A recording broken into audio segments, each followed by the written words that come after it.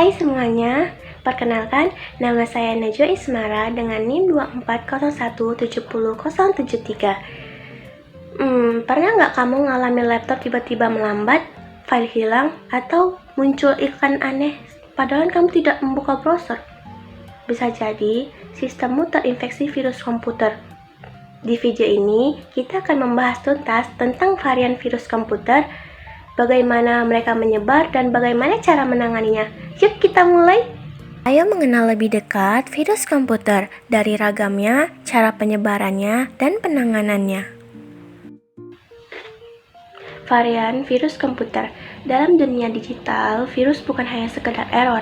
Mereka adalah ancaman nyata yang bisa mencuri data, merusak sistem, bahkan membuat seluruh jaringan lumpuh. Tapi, apa sebenarnya virus komputer itu? Virus komputer adalah program jahat yang bisa mengandalkan diri, menyusupkan file atau sistem yang mengganggu operasi normal komputer. Biasanya, virus bekerja diam-diam dan mulai aktif saat pengguna membuka file yang sudah terinfeksi.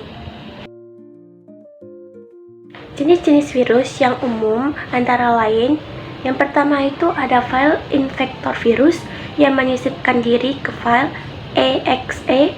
Saat file dijalankan, virus ikut aktif. Contohnya, Celity. 2. Itu ada mikrovirus yang menyerang dokumen Word atau Excel dengan memanfaatkan makro otomatis. Contohnya, Melissa virus. Yang ketiga itu ada worm, bisa menyebar sendiri tanpa bantuan pengguna. Worm mampu memperbanyak diri dan menyebar lewat jaringan. Contoh yang terkenal ada I Love You dan Blaster. Yang keempat itu ada Trojan Horse yang menyamar sebagai program baik tapi diam-diam memberi akses ke hacker, contohnya Zeus Trojan. Yang kelima ada ransomware, jenis yang mengunci file atau sistem dan meminta uang tebusan. Kasus besar seperti WannaCry di tahun 2017. Analoginya, bayangkan rumahmu. File virus adalah pencuri yang menyusup diam-diam. Worm seperti pencuri yang bisa membelah diri dan merampok seluruh lingkungan. Trojan seperti pencuri yang menyamar sebagai tukang servis. Dan ransomware adalah pencuri yang menyandra rumahmu lalu meminta tebusan agar kamu bisa masuk. Konsep penyebaran virus komputer. Virus komputer menyebar karena dua hal. Yang pertama itu karena celah keamanan sistem dan kelalaian pengguna. Virus bisa masuk lewat berbagai jalur. Misalnya, colokan flash disk dari warnet yang sudah terinfeksi, email palsu yang mengaku dari pihak kampus meminta kamu membuka lampiran, sistem download bajakan yang kelihatan menarik padahal sudah disusupi malware, bahkan jaringan lokal yang tidak memiliki firewall bisa menjadi jalur penyebaran worm. Di dunia nyata, serangan siber tidak selalu datang dari situs gelap atau hacker internasional. Justru yang paling sering terjadi datang dari hal yang sangat dekat. Link yang dikirim lewat SMS, WhatsApp, atau media sosial. Kasus yang sering terjadi yang pertama itu ada link SMS penipuan paket. Seorang pengguna menerima SMS dari pengiriman tak dikenal, isinya, "Paket Anda sedang kami tahan. Klik di sini untuk konfirmasi pengiriman." Karena merasa menunggu paket, dia klik link itu. Halaman yang muncul menyerupai website resmi. Tanpa sadar, ia memasukkan data pribadi dan login internet banking. Beberapa menit kemudian, uang di rekening sudah hilang. Studi kasus yang kedua itu ada APK jahat di WhatsApp. Teman mengirimin pesan WhatsApp dengan file APK. Cek aplikasi undian ini. Saya sudah dapat saldo OVO gratis. Karena dikirim oleh teman sendiri, korban percaya dan memasang file tersebut.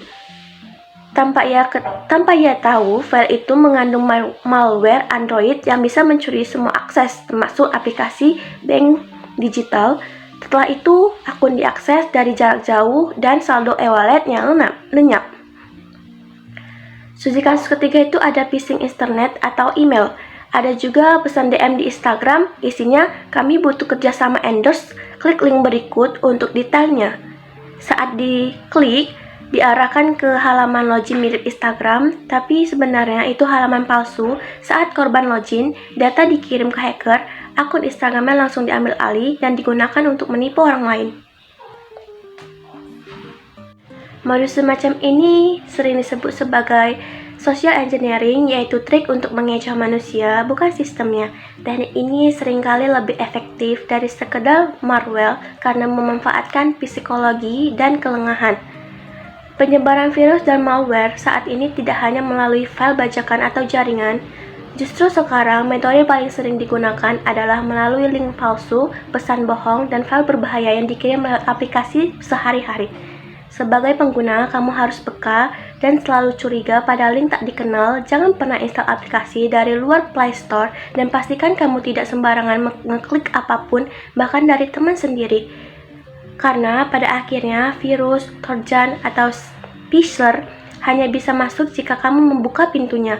Virus tidak hanya menyebar karena teknologi canggih, tapi karena manusia sering lengah. Penanganan dan pencegahan virus komputer. Kalau sistem sudah terinfeksi, apa yang harus dilakukan? Langkah pertama, putus koneksi internet. Ini untuk mencegah penyebaran ke sistem lain. Langkah kedua, gunakan antivirus yang sudah terpercaya seperti Windows Defender atau Malwarebytes. Langkah ketiga itu scan menyeluruh kalau perlu dalam safe mode. Langkah keempat, backup data jika masih bisa diakses, dan yang terakhir, jika kerusakan sudah berat, install ulang sistem operasi. Pencegahan itu lebih baik daripada perbaikan. Caranya, selalu update antivirus dan sistem operasi. Jangan mendownload software dari sumber yang tidak resmi, hindari membuka lampiran dari email yang mencurigakan, nonaktifkan autoran pada flash disk, dan yang paling penting adalah backup data secara rutin. Lindungi komputermu seperti kamu lindungi rumah. Jangan buka pintu untuk orang asing, pasang alarm, antivirus dan firewall, cek pintu dan jendela, update sistem dan password.